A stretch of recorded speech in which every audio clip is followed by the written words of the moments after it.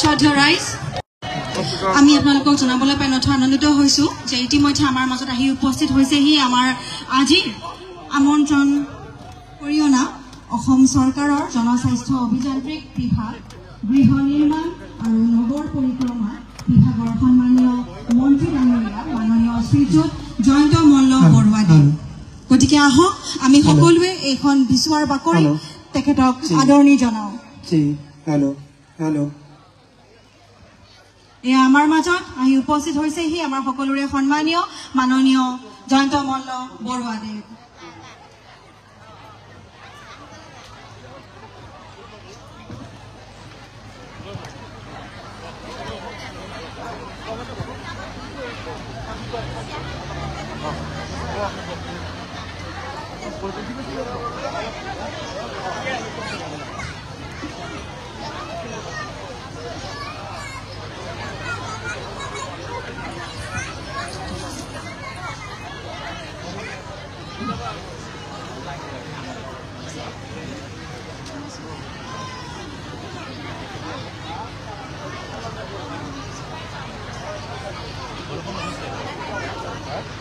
जी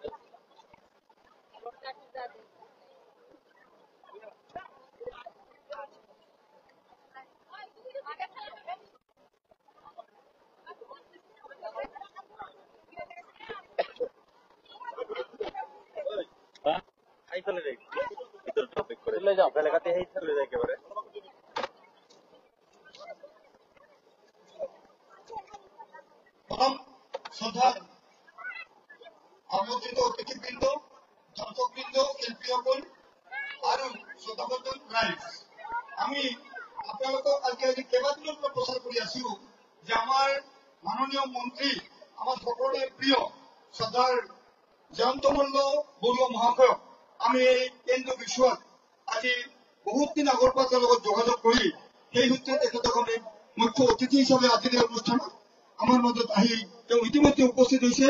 মই পোনপ্ৰথমতে কেন্দ্ৰীয় বিশ্ব উৎসৱ উদযাপন সমিতি আৰু ভদৌ বঙাইগাঁও জিলা পঞ্চায়ত সমষ্টি ছাত্ৰ সন্থাৰ তৰফৰ পৰা তেখেতক আমি স্বাগতম জনাইছো আৰু লগতে কমতাপুৰ অট'নমাছ কাউন্সিলৰ মুখ্য কাৰ্যবাহী সদস্য শ্ৰদ্ধাৰ বন্ধুবৰ্গ আৰু মোৰ ভাতৃপতি দিৱেশ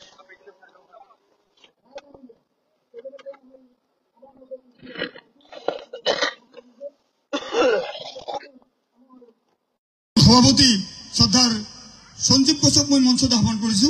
আপুনি অনুগ্ৰহ কৰি মঞ্চত আহিব লাগে।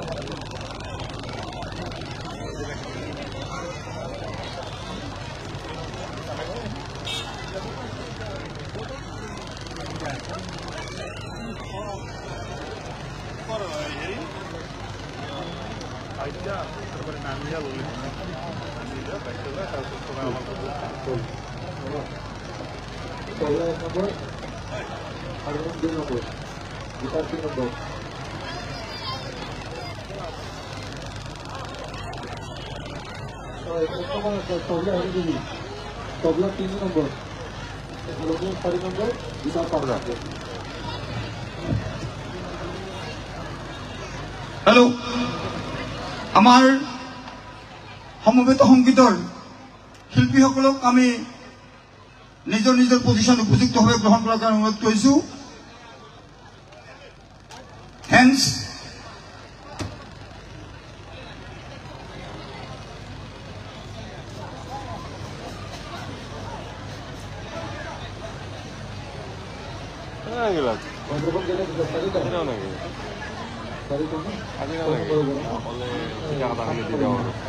আদৰিয়া না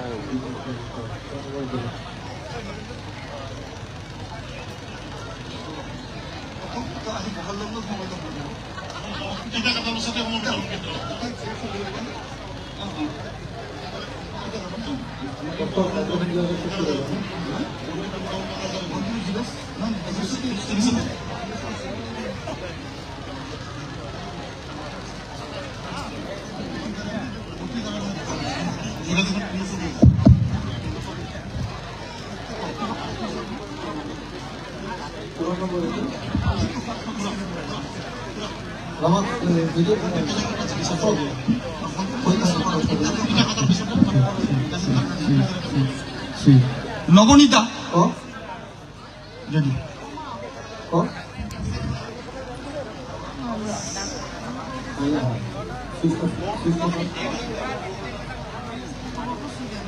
ঋষিকেশ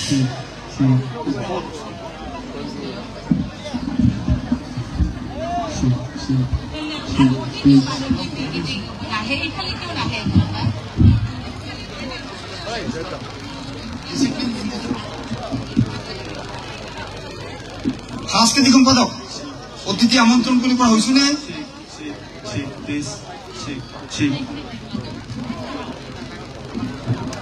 আমি আকৌ এবাৰ আপোনালোকক অনুৰোধ কৰিছো আমাৰ সমস্ত কাৰ্যসূচীত আপোনালোকে পূৰ্ণ সহায় আৰু একান্ত সহযোগ কৰিব লাগিব। আমি আজি এইবাৰ মঞ্চত আমি আমন্ত্ৰণ কৰি আনিম আজিৰ আমাৰ কেন্দ্ৰীয় বিশ্ব উৎসৱ উদযাপন আৰু উদযাপন সমিতি আৰু সদৌ বঙাইগাঁও জিলা কোচ ৰাজবংশী ছাত্ৰ সন্থাৰ তৰফৰ পৰা আমি মুখ্য অতিথি হিচাপে আমন্ত্ৰণ কৰিছো অসম চৰকাৰৰ অন্যতম মন্ত্ৰী কেবিনেট মিনিষ্টাৰ শ্ৰদ্ধাৰ জয়ন্ত মল্ল বৰুৱা মহাশয়। মই পোনপ্ৰথমতে শ্ৰদ্ধাৰ জয়ন্ত মল্ল বৰুৱাক আমাৰ কমিটিৰ মাননীয় বিষয়ববীয়াসকলক তেওঁক মঞ্চত আগবঢ়াই আনিবলৈ অনুৰোধ কৰিছো।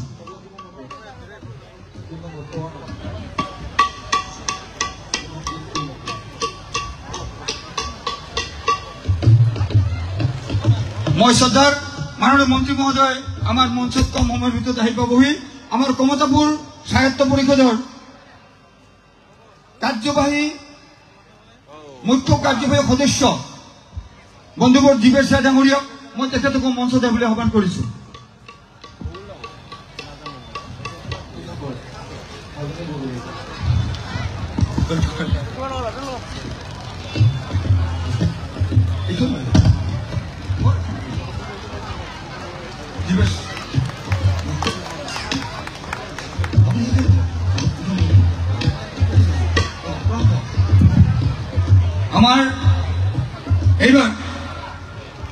আমাৰ মন্ত্ৰীসকল ইতিমধ্যে আহি আমাৰ মঞ্চত আসন গ্ৰহণ কৰিছে।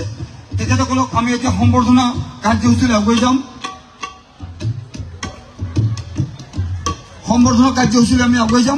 সম্বৰ্ধনা আমি পোনপ্ৰথমতেই আমাৰ মাননীয় মুখ্য অতিথি শ্ৰদ্ধাৰ জয়ন্ত মল্ল বৰুৱা মই ব্যক্তিগতভাৱে জয়ন্ত মল্ল বৰুৱাৰ লগত আজি বহুত বছৰৰ পৰিচিত একান্ত বন্ধু। মই তেখেতক পোনপ্ৰথমতেই আমাৰ বঙাইগাঁওলৈ আৰু কেন্দ্ৰীয় বিশ্ব উৎসৱ উদযাপন সমিতি আৰু আক্ৰাচৰী অনুষ্ঠানলৈ স্বাগতম জনাই আমি তেখেতক সম্বৰ্ধনা অনুষ্ঠান কাৰ্যসূচীলৈ আমি আগুৱাই যাম। আৰু এই সম্বৰ্ধনা কাৰ্যসূচী আগবঢ়াই অনাৰ কাৰণে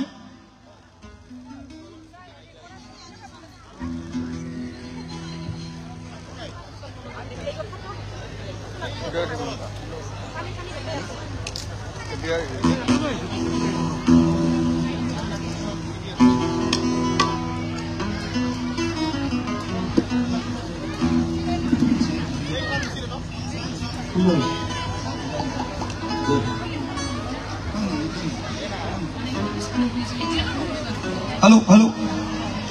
Ready?